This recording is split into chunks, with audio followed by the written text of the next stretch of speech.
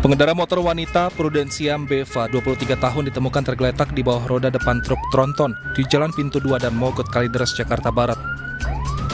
Korban asal ND Timur, Nusa Tenggara Timur ini mengalami patah tulang rusuk dan luka di bagian kepala.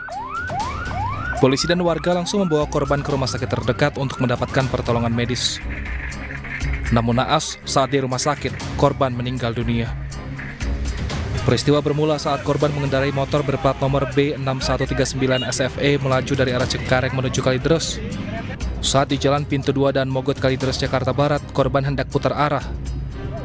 Namun naas, dari arah sebaliknya melintas truk tronton bermuatan kosong berplat nomor B9564R. Akibatnya truk tronton menabrak korban hingga terlindas roda bagian depan dan truk mundur ke arah belakang menabrak sebuah angkot. Tadi kendaraan sepeda motor mau berputar balik arah dari Cengkareng arah ke Kalideres, mau kerja di rumah sakit Hermina. Sampainya di Pintu 2 mau putar, kurang hati-hati, di belakangnya ada dump truck ya, nabrak dump truck. Korban gimana kondisinya? Korban tadi kritis, dirawat di rumah sakit Hermina dan meninggal di rumah sakit Hermina. Guna kepentingan penyelidikan, motor korban dan truk tronton diamankan ke kantor unit Laka Lantas Satuan Wilayah Jakarta Barat. Kini kasus kecelakaan ditangani unit Laka Lantas Satuan Wilayah Jakarta Barat.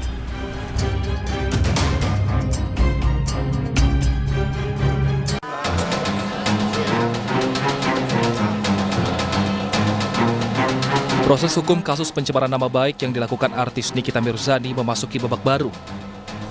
Setelah berkas dinyatakan lengkap, Nikita ditahan di rumah tahanan Serang selama 20 hari ke depan sebelum dilimpahkan ke Pengadilan Negeri Serang. Kejaksaan menahan Nikita Mirzani karena ancaman hukuman di atas 5 tahun dan dikhawatirkan mengulangi perbuatannya dan menghilangkan barang bukti. Tadi sempat menolak untuk dibawa ya Pak? Ya, tadi sempat menolak, cuman kita kan persuasif aja ya, kita kan juga manusiawi juga, bagaimanapun juga rasa untuk ditahan kan selama ini kan yang bersangkutan tidak ditahan karena penahanan sudah beralih ke kejaksaan, jadi kita lakukan penahanan. Sampai saat ini kami belum menerima penahanan. Sebelumnya Nikita Mirzani sudah berstatus tersangka dari Polres Serang Kota. Ia menjadi tersangka atas kasus pencemaran nama baik yang dilaporkan Dito Mahendra. Saat berstatus tersangka, Nikita Mirzani sempat berpergian ke luar negeri.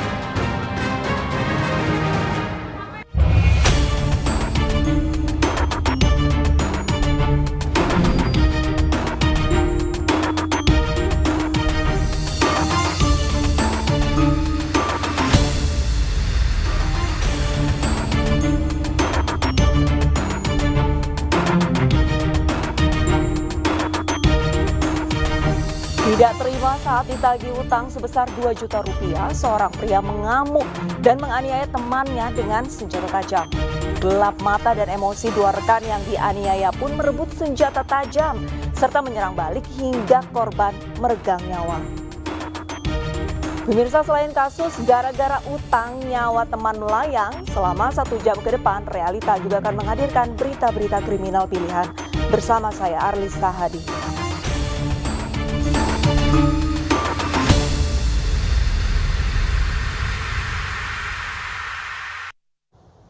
Kita ke informasi pertama pemirsa, Ditkrimum Polda Metro Jaya menggeledah rumah SH, pelaku penodongan Pas Pampres di Istana Negara.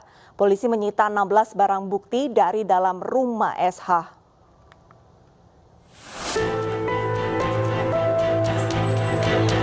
Petugas Direktorat Kriminal Umum Polda Metro Jaya mendatangi rumah SH, wanita yang ditangkap di depan Istana Negara Jakarta, lantaran menodongkan pistol ke arah Pas Pampres. Dalam penggeledahan, polisi melakukan sterilisasi area dengan memasang garis polisi di setiap jalan akses masuk. Proses penggeledahan berlangsung selama 2 jam. Polisi mengamankan ibu kandung SH yang tinggal bersebelahan dengan rumah SH di Tugu Selatan, Koja, Jakarta Utara. Dari keterangan Ketua RW, SH diketahui tinggal di rumah ini bersama anak-anaknya, namun sedang menjalani proses cerai dengan suaminya. Ada. Apa aja Pak? Mohon maaf ya, saya nggak boleh mengatakan itu. Tapi yang pasti ada yang diamankan. Ada. Kalau itemnya mungkin saya bisa katakan itu ada 16 item. Informasinya kan suaminya udah nggak ada di tempat itu. Oh, dari kapan Pak? Katanya udah sebulan lebih. Sebelumnya seorang wanita yang tidak diketahui identitasnya diamankan petugas di depan gerbang utama Istana Kepresidenan Jakarta.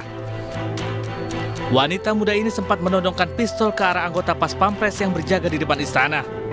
Melihat aksi nekat pelaku, petugas langsung merebut pistol dan mengamankan pelaku. 2 orang anak di Kabupaten Tabanan, Bali menjadi korban kekerasan yang dilakukan ibu kandungnya sendiri. Tindak kekerasan terhadap kedua bocah terjadi di rumah kekasih ibu kandung korban.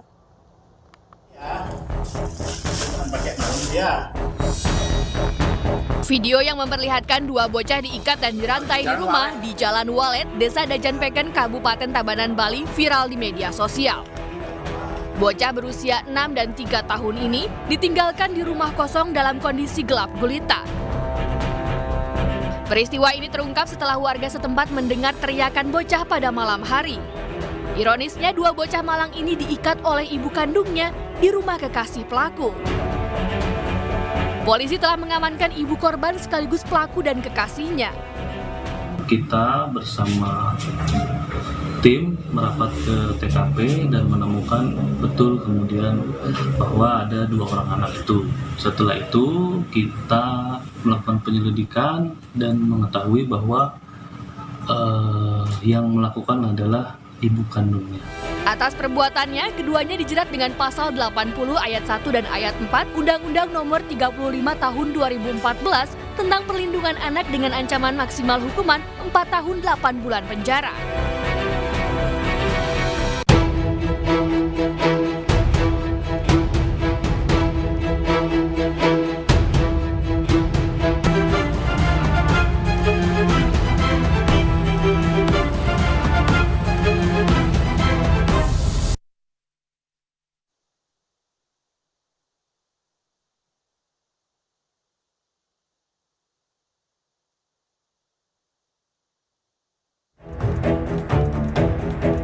Jenazah Rudolf Theofinus Situmorang ditemukan warga tak bernyawa di pinggir jalan di Simalungun, Sumatera Utara.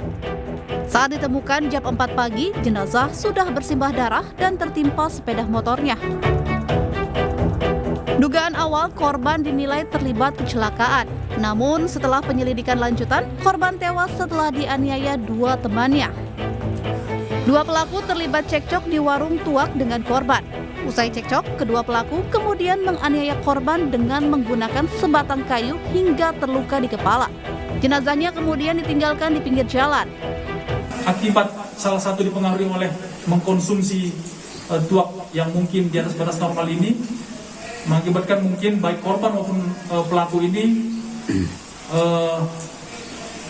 terpengaruh akibat kondisi minum tuak yang berlebihan, sehingga ada situasi-situasi yang mengakibatkan korban dan tersangka ini terjadi cekcok, terjadi keributan. Dari hasil keterangan yang kita dapat bahwa awalnya korban ini melakukan pelemparan sebuah mancis kepada tersangka, dan adanya lagi keributan kecil di mana dari hasil keterangan keterangan tersangka bahwa korban ini sempat mengeluarkan ucapan-ucapan yang menghina atau mencaci. Pelaku berinisial SS dan AA kini ditahan di Satreskrim Polres Simalungun setelah kabur ke Pelalawan, Riau. Atas perbuatannya, para pelaku terancam hukuman mati atau maksimal 20 tahun penjara. Kita ke informasi selanjutnya, pemirsa. Kita akan saksikan keterangan dari Polda Metro Jaya terkait perkembangan perempuan berpistol yang menerobos istana.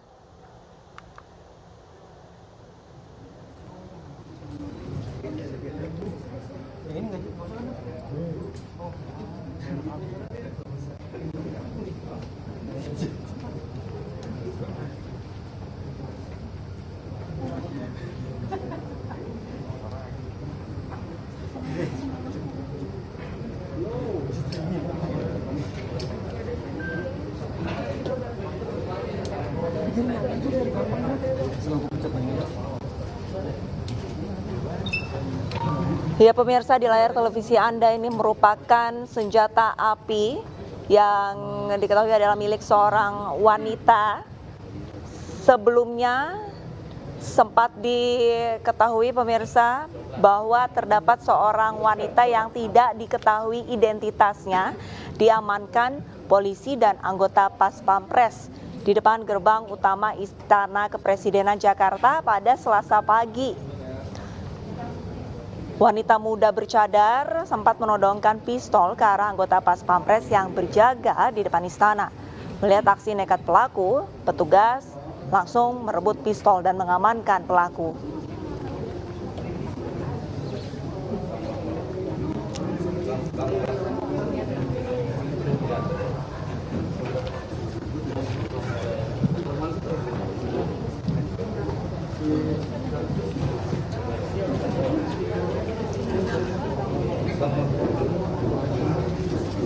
Perempuan bercadar yang sempat diamankan petugas ini membawa senjata api jenis pistol FN pemirsa. Ini mencoba menerobos masuk ke kawasan Istana Kepresidenan Jakarta.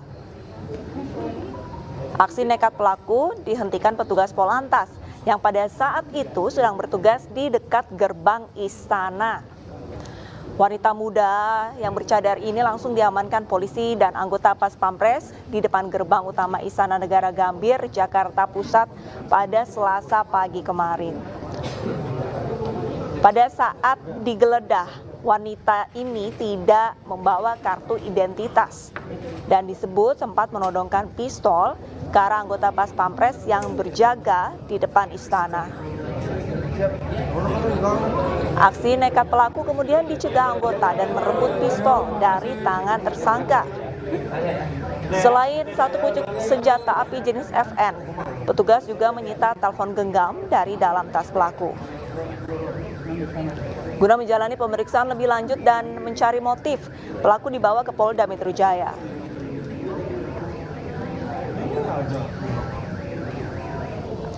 Di hari yang sama, pada Selasa siang pemirsa, Muldoko menegaskan bahwa Pas Pampres tidak kecolongan dalam hal ini karena pelaku berhasil dicegah masuk ke kawasan istana.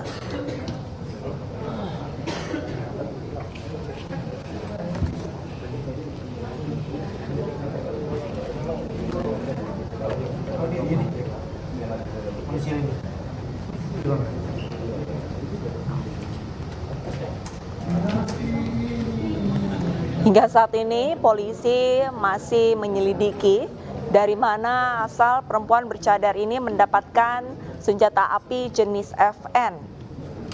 Polisi pun sudah menggeledah rumah FN dan hingga kini masih mencari motif dari gerak-gerik dan aksi nekat perempuan bercadar ini menerobos kawasan Istana Kepresidenan pada Selasa kemarin.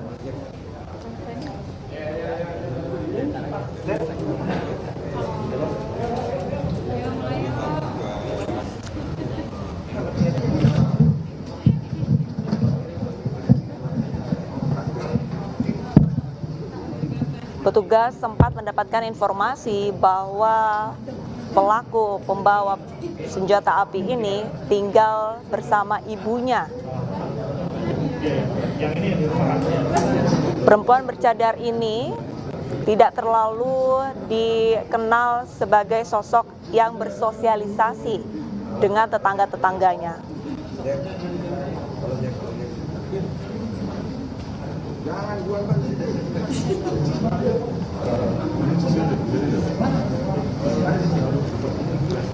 Sebelumnya pemirsa Ditkrimum Polda Metro Jaya menggeledah rumah SH, pelaku penodongan Pas Pampres di Istana Negara.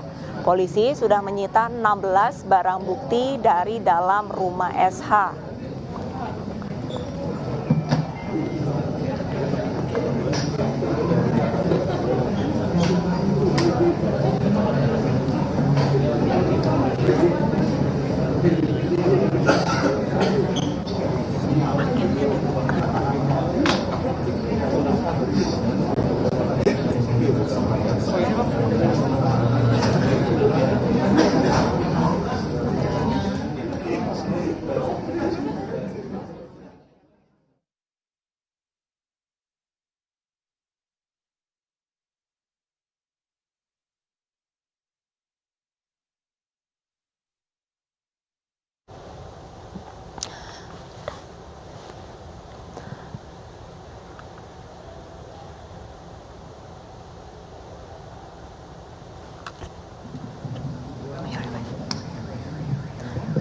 Petugas Direktorat Kriminal Umum Polda Metro Jaya pemirsa sebelumnya sudah menggeledah ataupun mendatangi rumah SH.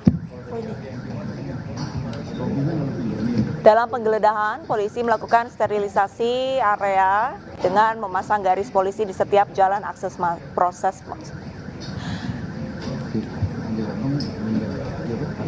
Dan pemirsa, sesaat lagi dari Polda Metro Jaya akan menggelar konferensi pers terkait perkembangan penyelidikan motif dari perempuan bercadar yang menerobos masuk kawasan Istana Kepresidenan.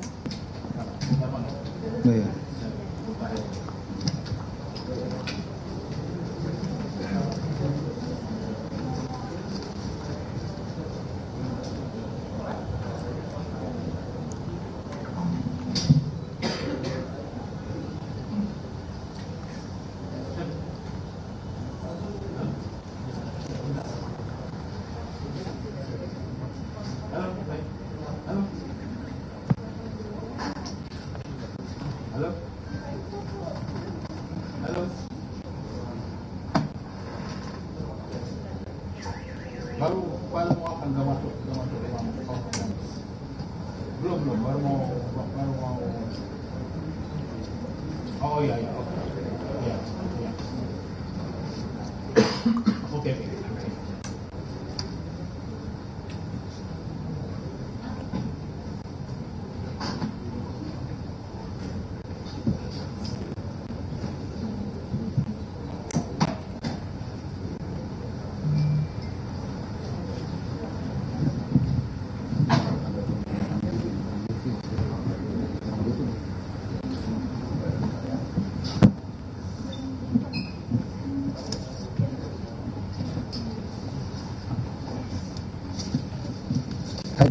Kita mulai ya.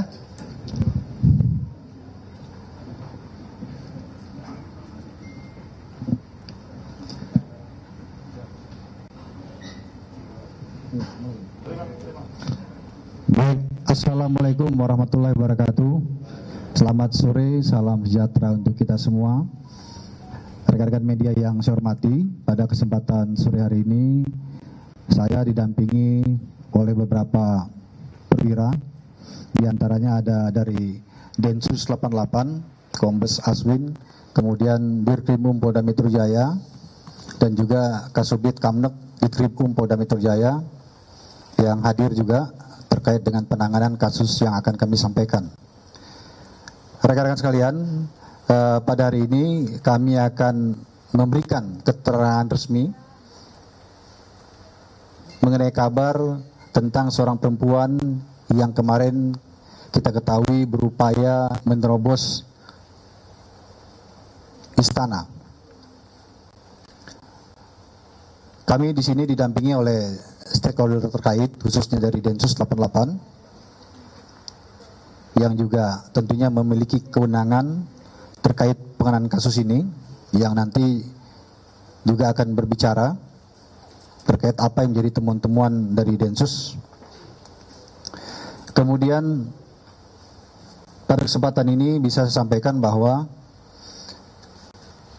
kepolisian telah mendapatkan identitas daripada seorang wanita yang kemarin mencoba menerobos ke dalam ring 1 istana, yaitu atas nama Siti Elina, alamat Jalan Kampung Mangga, Kecamatan Koja, Jakarta Utara.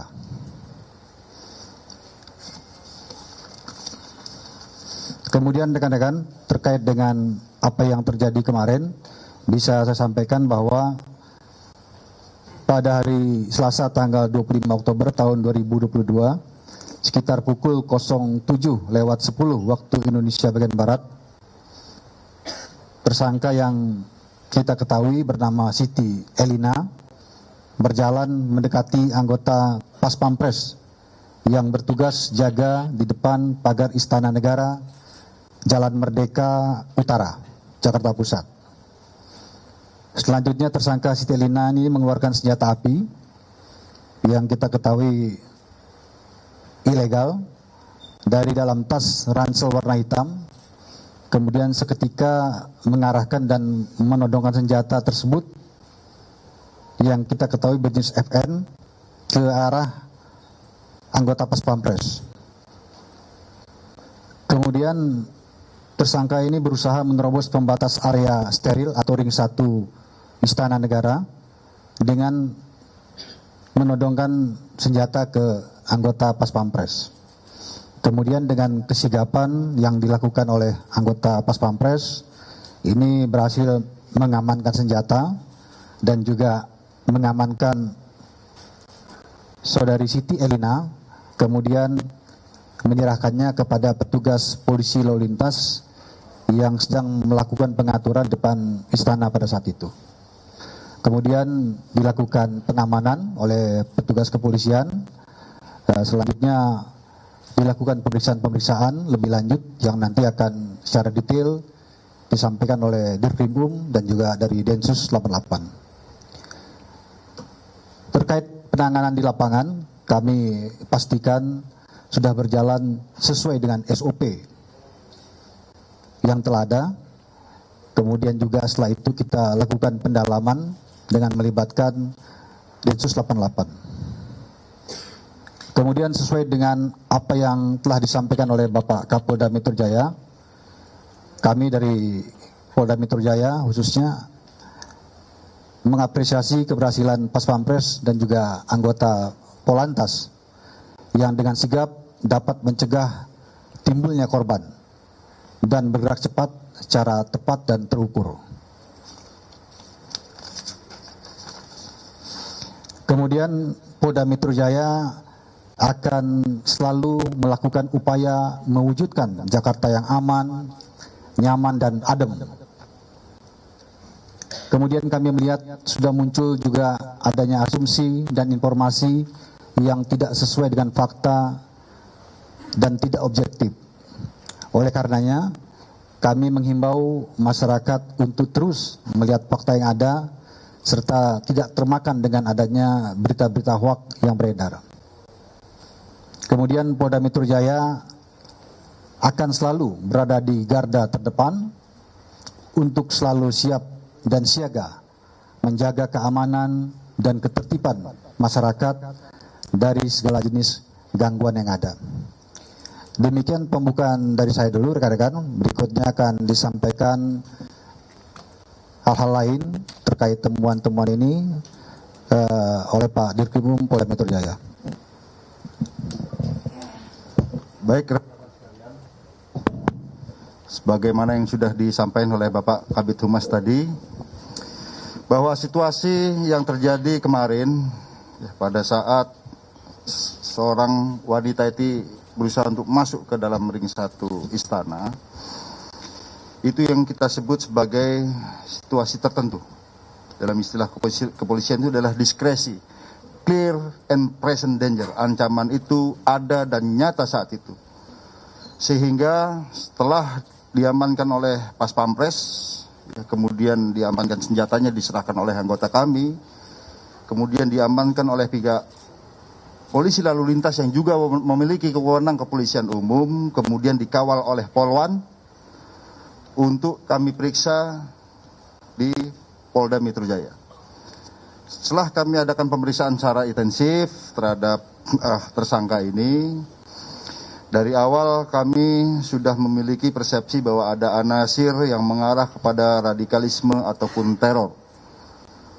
Oleh karenanya, pada tidak pidana umum, kami konstruksikan dengan Undang-Undang Darurat Nomor 12 Tahun 51 ya, tentang penguasaan senjata api ilegal, di mana hasil pemeriksaan kami, senjata ini baru sehari sebelumnya diambil oleh yang bersangkutan secara diam-diam. Yang ternyata ini adalah milik pamannya. Nah, kemudian dibawa saat akan menerobos istana dan dari sinilah kita sita. Dan kemudian kita konstruksikan juga dengan pasal 335 KUHP karena adanya paksaan baik fisik maupun psikis sehingga orang bisa berbuat atau tidak berbuat, sehingga pada saat itu petugas harus melakukan tindakan tegas, terukur, namun tetap humanis. Oleh karena sebagaimana yang disampaikan oleh Bapak Kabid Humas tadi, kita laksanakan sesuai SOP dan tidak ada korban. Dan setelah kami adakan pemeriksaan, ternyata memang benar hasil pemeriksaan kami, tersangka ini juga mengarah kepada hal-hal yang terkait radikalisme dan juga teror yang lebih lanjut, nanti akan dijelaskan oleh pihak Densus 88. Ya, karena setelah itu kita adakan penggeledahan di rumahnya dan lain sebagainya. Saya kira demikian, kami persilakan Pak Aswin. Baik, rekan sekalian, berikutnya kami berikan kesempatan kepada Kombes Aswin dari Densus 88 yang akan memberikan keterangan tambahan karena terkait dengan tersangka saudara Siti Elina ini memiliki keterkaitan dengan kelompok radikal. Silakan Pak Aswin. Terima kasih Pak Kabid Humas. Rekan-rekan sekalian, saya lanjutkan saja langsung. Sesaat setelah peristiwa ini dilaporkan kepada Densus 88, kita langsung menerjunkan tim untuk bergabung dengan penyidik Polda Metro Jaya, dalam hal ini Krim untuk melakukan penyelidikan dan permintaan keterangan ya, dengan berusaha untuk mendalami peristiwa yang terjadi dan rangkaian di belakangnya. Dari pemeriksaan sementara dan dari hasil analisis di Densus 88 ditemukan memang yang bersangkutan terhubung secara medsos, media sosial kepada beberapa akun yang kita indikasikan sebagai akun ex-HTI maupun akun dari NII atau Negara Islam Indonesia. Nah, setelah pemeriksaan akun atau analis dilakukan, ditemukan dua orang lainnya yang juga terhubung dengan kelompok NII Jakarta, yaitu seorang dengan atas nama BU dan atas nama JM, ya. Di mana BU dengan JM ini memang diketahui sudah berbaiat kepada Amir atau kepada Negara Islam Indonesia. Nah, sehingga kemudian hasil koordinasi kita menyimpulkan bahwa penanganan ini harus juga melibatkan atau menerapkan undang-undang tentang penanggulangan tindak pidana terorisme. Oleh sebab itu, mulai dari kemarin kita sudah terus berdampingan dengan penyidik Polda Metro Jaya untuk terus mendalami kasus ini. Nah, memang dari Densus sendiri di pemeriksaan awal ini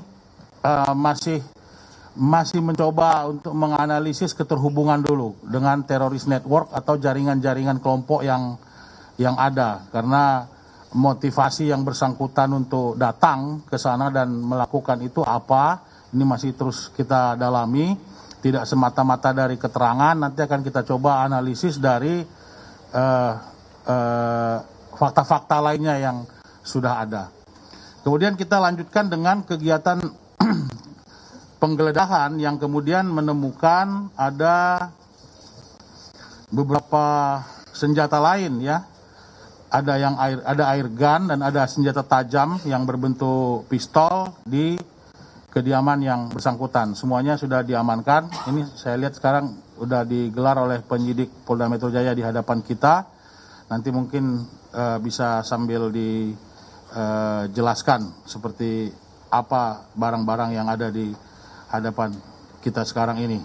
Nah, oleh karena itu, untuk sementara ini pihak Densus akan terus terlibat dalam penanganan perkara ini, sambil kita akan mendalami untuk melihat sangkaan atau dugaan kelompok teror mana yang terkait dengan yang bersangkutan, ya, dan nantinya dugaan atau sangkaan pasal apa yang akan diterapkan kepada si pelaku atau tersangka ini. Saya kira dari Densus cukup sekian, Bang. Nanti mungkin kami kembalikan ke Pak Kabid Humas untuk keterangan-keterangan selanjutnya. Terima kasih Pak Aswin dari Densus 88 yang telah memberikan keterangan. Rekan sekalian, berikutnya sebelum kami perlihatkan barang bukti yang berhasil diamankan oleh penyidik, termasuk dalam pengembangan kemarin, kami persilakan mungkin kalau ada 1-2 pertanyaan. Ya, silakan.